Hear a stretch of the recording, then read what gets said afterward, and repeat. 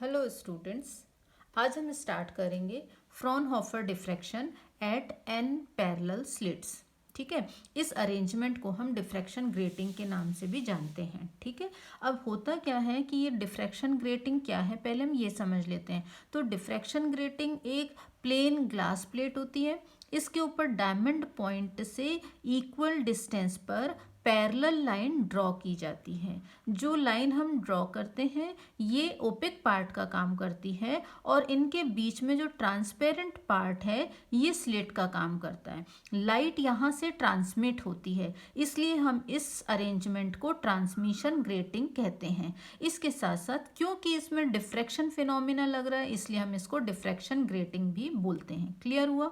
अब होता क्या है कि जो हम यहाँ पर लाइन खींचते हैं इनकी सबकी विड्थ कैसी होती है, इक्वल। सपोज ये विड्थ है बी और जो ट्रांसपेरेंट पार्ट है ये भी इक्वल विड्थ के होते हैं और ये विड्थ सपोज है ए।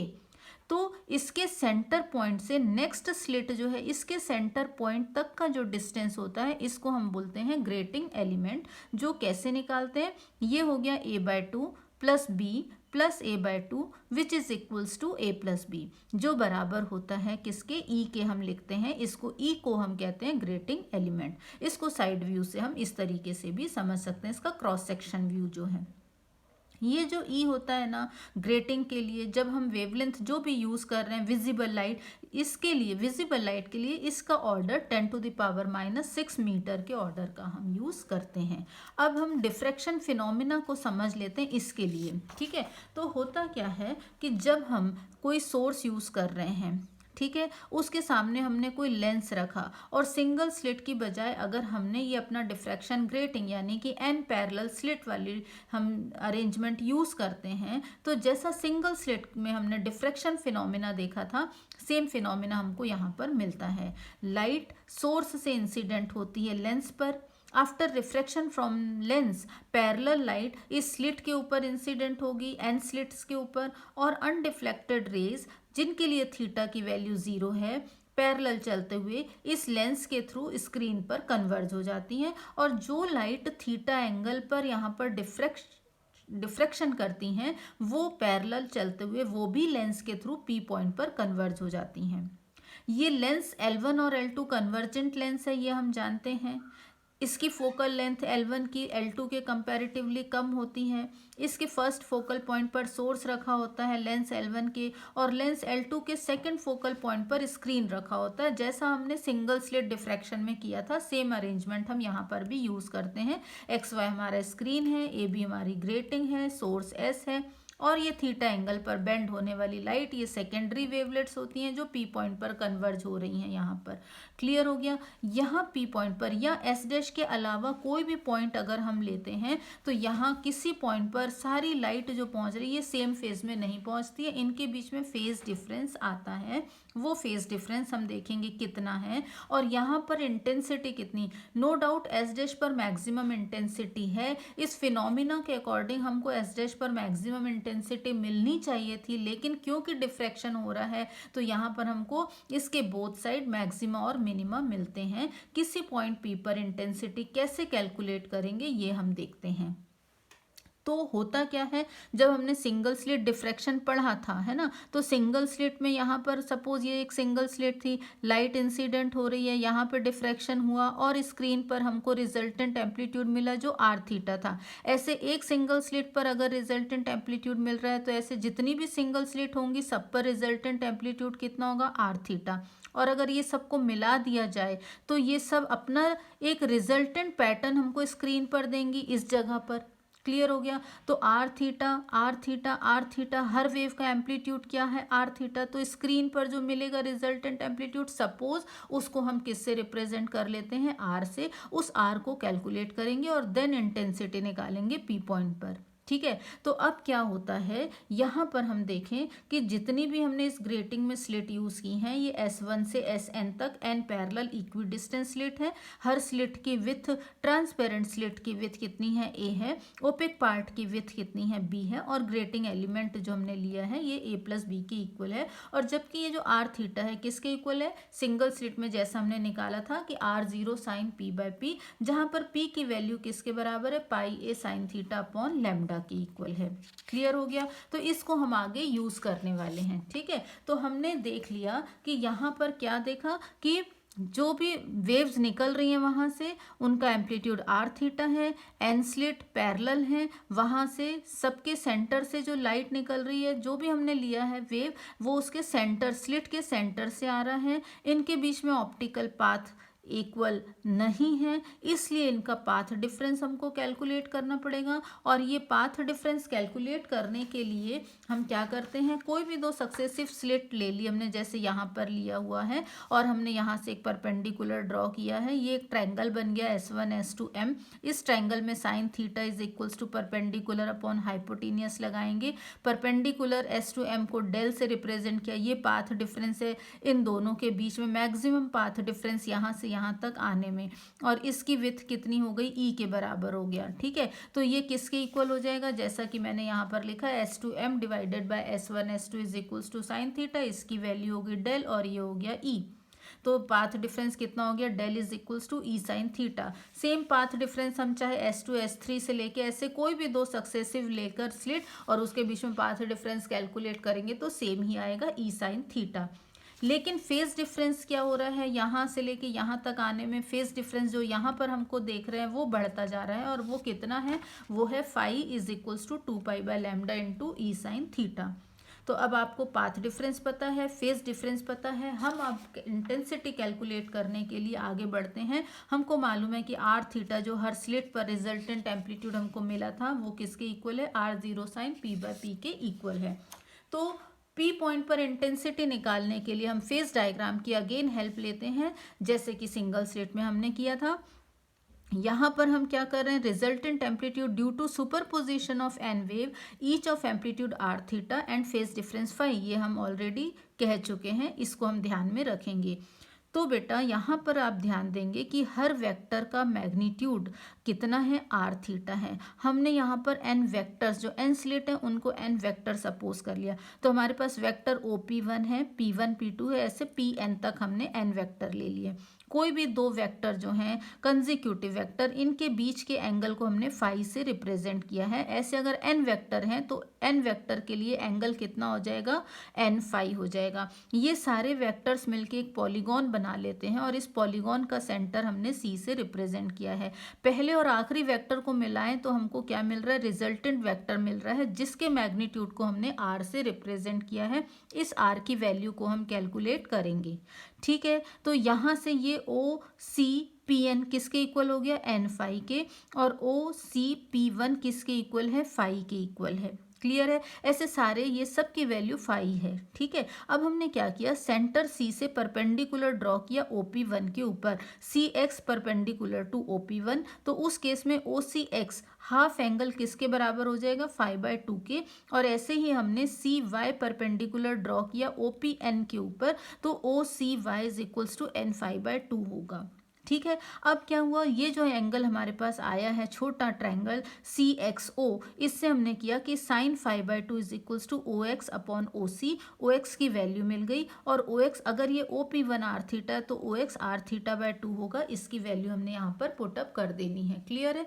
जैसे हमने फर्स्ट ट्रायंगल के लिए लिया वैसे ही हम OCY के लिए भी सॉल्व करेंगे। तो हमको ये क्या मिल जाएगा, OY upon OC, OY upon OC is equals to sine N 5/2, जिसकी वैल्यू हमको क्या मिलेगी, R/2 is equals to OC sine N 5/2। OY क्या है, OY अगर OPN R है तो OY R/2 होगा।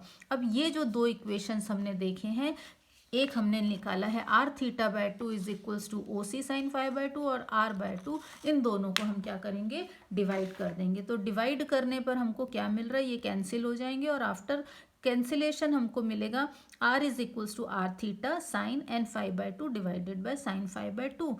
यहाँ पर R थीटा की वैल्यू जो हमने स्टार्टिंग में लिखी थी R0 साइन P/P, ये आप सब्सटीट्यूट कर दोगे। इसके बाद आप क्या करोगे, यहाँ पर n से मल्टीप्लाई डिवाइड कर दोगे, क्योंकि हमारे पास कितनी स्लिट है, n स्लिट्स हैं, तो आपने n से मल्टीप्लाई डिवाइड कर देना है। ठीक है, अब ये क्या आ गया, P पॉइंट पर रिजल्टेंट एम्पलीट्यूड कितना है ये हमने निकाल लिया। हम जानते हैं कि एम्पलीट्यूड अगर R है तो intensity is proportional to square of amplitude. आपने प्रोपोर्शनल साइन हटाना है, के मिल जाएगा। आर की वैल्यू यहाँ से आप यहाँ पुटअप करोगे, आपको ये मिलेगा, स्क्वायर ले लोगे तो ये टर्म आ जाएगी। यहाँ पर के कांस्टेंट, एन आर सब कांस्टेंट है, तो हम यहाँ पर अब क्या करेंगे, कंडीशंस लगाएंगे। बेटा इस कंडीशंस को आपने ध्यान देना है। क्या होता है कि जब थीटा जीरो है, यानी कि लेंस से लाइट स्लिट पर आई और स्लिट से अनडिफ्लेक्टेड फॉर्म में आगे बढ़ रही है सेकंड लेंस के लिए, यानी थीटा जीरो है, तो इस कंडीशन में पी की वैल्यू भी क्या हो जाएगी, जीरो। 5 क्या हो जाएगा, जीरो। क्यों, क्योंकि यहाँ पे भी साइन जीरो जीरो, ये भी साइन जीरो जीरो, इसलिए ये सब जीरो हो गए। अगर p जीरो होता है तो उस केस में यहाँ पर साइन p बाय p में अगर हम लिमिट लगा दें तो इसकी वैल्यू 1 हो जाएगी, और 5 क्योंकि जीरो है तो इसमें लगाएंगे अगर हम लिमिट तो वो भी क्या हो जाएगा, 1। तो थीटा जीरो होने पर, तो हमने यहाँ पर i क्या लिख लिया, यहाँ जीरो, मतलब थीटा की वैल्यू जीरो है अगर, तो ये हमको कंडीशन मिलेगी, मतलब ये बराबर आई जीरो, तो हम इसकी जगह पर आई जीरो पुटअप कर देंगे इस इक्वेशन में। क्लियर हो गया। तो पी पॉइंट पर जो रिजल्टेंट इंटेंसिटी हमको मिल रही है वो किसके बराबर मिली, I is equals to I zero sine P by P whole square और sine N 5/2 divided by N sine 5/2 whole square. Clear हो गया। अब ये इंटेंसिटी मैक्सिमम है, मिनिमम है, कैसी है, इसको हम कैलकुलेट करेंगे। तो इसके लिए यहाँ पर ध्यान देंगे कि ये इंटेंसिटी में हमको दो टर्म मिल रही हैं। एक टर्म है हमारी साइन पी बाय पी, और जो सेकंड टर्म है वो है साइन, ये फाई को रिप्रेजेंट कर रही है और ये पी को रिप्रेजेंट कर रही है। ये डिफ्रैक्शन टर्म है। ये डिफ्रैक्शन कहाँ हो रहा है, intensity due to diffraction at single slit. हर सिंगल स्लिट में क्या हो रहा है, डिफ्रैक्शन हो रहा है। अगर हम डायग्राम देखें तो डायग्राम में हमको क्या समझ में आ रहा है, यहाँ पर इस डायग्राम को देखें, यहाँ क्या हुआ, डिफ्रैक्शन हुआ, ये क्या हुआ, डिफ्रैक्शन। तो हर सिंगल स्लिट में क्या हो रहा है, डिफ्रैक्शन हो रहा है। और फिर डिफ्रैक्टेड रे में क्या हो रहा है, इंटरफेरेंस, जो हमको कहाँ मिल रहा है, स्क्रीन पर मिल रहा है। इसलिए intensity due to interference of N wave obtained from N slit. ठीक है, ये हमको स्क्रीन पर मिल रहा है। तो कंडीशंस अगर हम निकालें तो हमको मैक्सिमा और मिनिमा की इस पूरे के लिए निकालनी होगी, डिफ्रैक्शन टर्म के लिए भी और इंटरफेरेंस टर्म के लिए भी। तो डिफ्रैक्शन टर्म के लिए मैक्सिमा मिनिमा की कंडीशन हम ऑलरेडी सिंगल स्लिट डिफ्रैक्शन में हम फाइंड आउट कर चुके हैं। तो अभी यहाँ पर हम इंटरफेरेंस टर्म के लिए मैक्सिमा और मिनिमा फाइंड आउट करने जा रहे हैं। ठीक है, तो अब ध्यान देना यहाँ पर क्या है, प्रिंसिपल मैक्सिमा। सबसे पहले इसकी बात करेंगे, ये कब मिलेगा। तो इस इंटेंसिटी वाली टर्म को आप ध्यान से देखें, यहाँ पर आपको क्या नजर आ रहा है, sine N 5/2 divided by N sine 5/2। तो ये 5/2 पे ध्यान दें। अगर ये 5/2 जीरो है तो ये कब जीरो होगा, जब 5/2 की वैल्यू प्लस माइनस एन पाई, प्लस भी हो सकती है माइनस भी हो सकती है एन पाई के इक्वल। तो जब जब 5/2 की वैल्यू इसकी इक्वल होगी, जहाँ की एन की वैल्यू 0 1 2 3 कुछ भी हो सकती है, 0 है ना, फिर पाई 2 पाई 3 पाई 5/2 की वैल्यू कुछ भी हो सकती है, तब आपको क्या मिलेगा, साइन 5/2 जीरो। और अगर ये जीरो है तब साइन एन 5/2 की वैल्यू भी क्या हो जाएगी, न्यूमरेटर वाली टर्म भी जीरो हो जाएगी। ठीक है, तो हम कह सकते हैं कि जब साइन 5/2 टेंस टू जीरो, उस केस में तब यहाँ पर ये टर्म क्या हो जाएगी, 1 मिलेगी। क्लियर हो गया।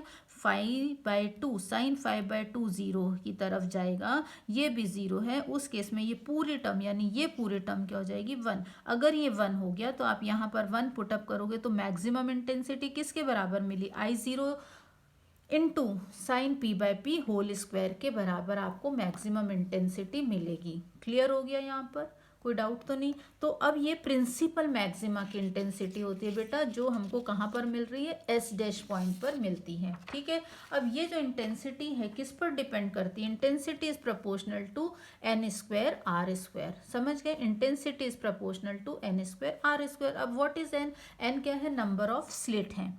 कहाँ पर, ग्रेटिंग के ऊपर। On increasing the number of slit on grating, intensity at principal maxima increases. ये ध्यान रखोगे, जैसे जैसे हम इंटेंसिटी इंक्रीज करना चाहते हैं तो हमको नंबर ऑफ स्लिट इंक्रीज करना पड़ेगा। ये हम देखेंगे आगे कि कैसे होता है। तो due to N slit intensity increases N square time. यहाँ पर हमको क्या समझ में आ रहा है कि मान लो हमने अगर 4 स्लिट ली तो इंटेंसिटी क्या हो जाएगी, 4 का स्क्वायर इस फॉर्म में आगे इंक्रीज होती चली जाएगी। ठीक है, पर हम ये भी जानते हैं कि फाई किसके बराबर है, 2 pi by lambda into E sine theta के इक्वल है। ठीक है। तो प्रिंसिपल मैक्सिमा के लिए जब हमने देखा कि कंडीशन कब मिल रही थी, जब प्लस माइनस एन पाई के बराबर था 5/2, तो ये जो फाई है इसकी वैल्यू यहाँ पर पुटअप कर दोगे, ये कैंसिल हो जाएगा, तो हमारे पास क्या आ गया equation, E sine theta is equals to plus minus N lambda. Clear हुआ। ये आप इक्वेशन याद रखोगे, E sine theta is equals to plus minus N lambda. ये कंडीशन है किसकी, प्रिंसिपल मैक्सिमा की। यहाँ पर आपको जितने भी सॉल्व करने चाहे वो न्यूमेरिकल हो, अगर हम मैक्सिमा इंटेंसिटी निकाल रहे हैं तो हम यही यूज करेंगे, यही आपका फॉर्मूला होगा ग्रेटिंग की हेल्प से किसी सोर्स की वेवलेंथ फाइंड आउट करने के लिए। यहाँ पर ये ग्रेटिंग एलिमेंट हो गया, ये थीटा हो गया, और उसके बाद एन क्या है, एन ऑर्डर है। एन की वैल्यू अगर हम जीरो रखते हैं तो ये होता है zero order principal maxima. N की वैल्यू 1 रखें तो फर्स्ट ऑर्डर का प्रिंसिपल मैक्सिमा, 2 रखें तो सेकंड ऑर्डर का। जब आप प्रैक्टिकल करोगे तो आपको zero order, first order, second order आपको बेटा ग्रेटिंग में सब नजर आएंगे। समझ में आ गया। लेकिन वो जो नजर आ रहे हैं वो सब आपको, अगर कोई कलर दिख रहा है मतलब आपको मैक्सिमा दिख रहा है, मैक्सिमा दिख रहा है यानी कि वहां पर आप सॉल्व करने के लिए इस फॉर्मूला का यूज करोगे। अब मिनिमम इंटेंसिटी कब मिलती है उसकी कंडीशन क्या है, तो इंटेंसिटी वाले फॉर्मूले में मिनिमम इंटेंसिटी के लिए साइन n5/2 की वैल्यू 0 होनी चाहिए, पर साइन 5/2 नॉट इक्वल टू 0, क्योंकि अगर ये भी 0 के बराबर हो जाता तो ये तो फिर मैक्सिमा की कंडीशन हो जाती। तो हमको ये ध्यान में रखना कि मिनिमा के लिए सिर्फ और सिर्फ साइन n5/2 जो न्यूमरेटर की टर्म है वो 0 होगी, डिनोमिनेटर वाली टर्म 0 नहीं होगी। तो अब ये 0 कब कब होगी, ये 0 होने के लिए जरूरी है कि n5/2 को किसके इक्वल होना पड़ेगा, प्लस माइनस m पाई के बराबर होना पड़ेगा। समझ गए। तो अब यहाँ पर हम क्या करें, 5/2 है तो फाई की वैल्यू फिर से पुटअप कर देते हैं। फाई क्या था, 2 पाई/लैम्डा इंटू ई साइन थीटा, तो हम ये पुटअप कर देंगे। तो हमने क्या किया, n/2 और यहाँ पर 2 पाई/लैम्डा into E sine theta put up किया, पाई से पाई कैंसिल हो गया, ये कैंसिल हो गया। तो मिनिमा के लिए जो इक्वेशन मिला क्या आ गया, E sine theta is equals to m/n lambda. अब ये ध्यान रखोगे, ये सेकंड इक्वेशन हो गया। ठीक है। यहाँ पर अब हमको ध्यान देना पड़ेगा कि m की वैल्यू क्या हो सकती है। तो m की वैल्यू 1, 2, 3 कुछ भी हो सकती है, लेकिन m की वैल्यू 0 नहीं हो सकती। m की वैल्यू कैपिटल N यानी ये जो n है ये नहीं हो सकता, या इसका कोई मल्टीपल नहीं हो सकता। क्यों नहीं हो सकता वो ध्यान देंगे। अगर हम m की वैल्यू 0 रखते तो ये सब 0 हो जाता, और जैसा कि हमने यहाँ पर देखा है कि E sine theta is equals to N lambda है, यहाँ हमने देखा E sine theta is equals to plus minus N lambda, और एन की वैल्यू 0 है। तो अगर यहाँ एन 0 रखने पर मैक्सिमा मिल रहा है, और यहाँ पर भी अगर हम एम को 0 रख दे तो ये 0 हो जाता, तो ये तो मैक्सिमा की कंडीशन हो जाती। इसलिए हम कह रहे हैं कि एक ही जगह पर मैक्सिमा और मिनिमा दोनों नहीं मिल सकते हैं, इसलिए M is not equals to 0।